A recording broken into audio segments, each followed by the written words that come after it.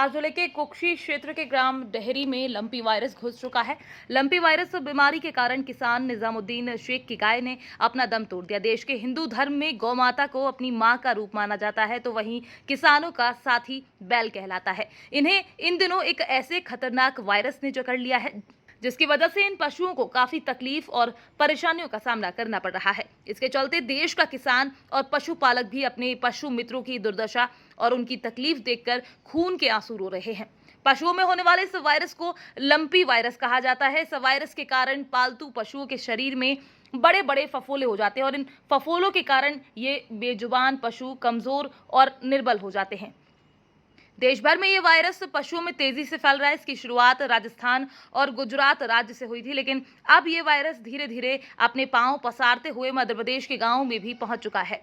यही वजह है कि विशेषज्ञों के द्वारा पशु किसानों को गुजरात और राजस्थान से पशु खरीदने को मना कर इस बीमारी से आगाह किया है। मध्य प्रदेश धार जिले के कुक्षी क्षेत्र में पशुओं में इस बीमारी के लक्षण मिले हैं, जिसके बाद पशु किसानों ने अपने पशुओं के उपचार के लिए पशु चिकित्सालय में अपने पशुओं को आइसोलेट करवाया है। तो वहीं विशेषज्ञ और डॉक्टरों की टीम के द्वारा आग्रह किया जा रहा है कि पशुपालक किसान गुजरात और राजस्थान से जुड़े क्षेत्रों से पशुओं की खरीदी ना करें, ताकि ये बीमारी आगे और कहीं पशुओं में ना फैले।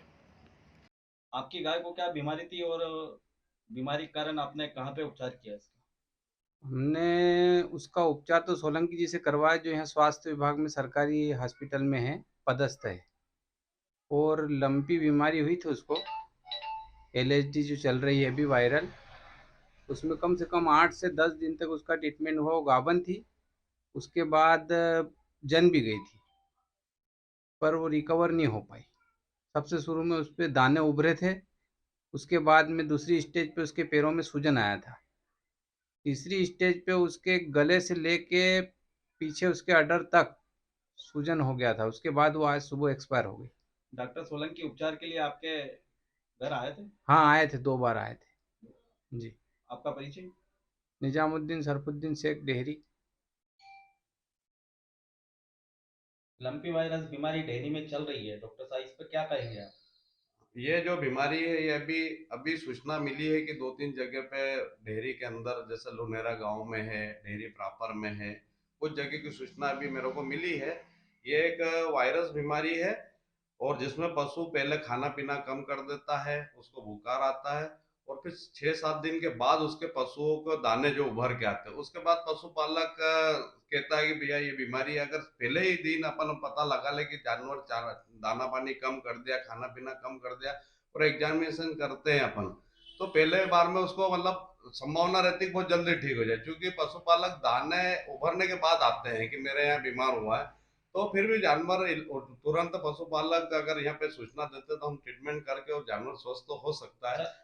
एक गाय की मृत्यु भी हो चुकी है डेयरी में सर, लंपी वायरस के कारण। जी, उसका पता लगा कि वो थोड़ी मतलब शायद गाभन थी और उस टाइम में उसको लंपी वायरस हुआ, तो वो लंपी वायरस से मृत्यु की संभावना बहुत कम है वैसे।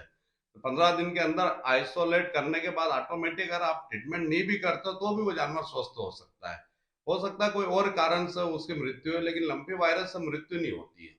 और सर वैक्सीन की क्या सुविधा है? वैक्सीन का चूंकि विभाग ने आज ही डिमांड बुलवाई है, आज डिमांड भेज दी गई है। और वैक्सीन चूंकि एक इसका ये है कि जहाँ पे बिल्कुल स्वस्थ है वहीं पे वैक्सीन होगा, जहाँ पे सब्स्टिट्यूट क्षेत्र जहाँ हो गई है वहाँ वैक्सीन अभी नहीं हो सकता, क्योंकि उसमें फिर बीमारी और ज्यादा बढ़ने की संभावना रह सकती है।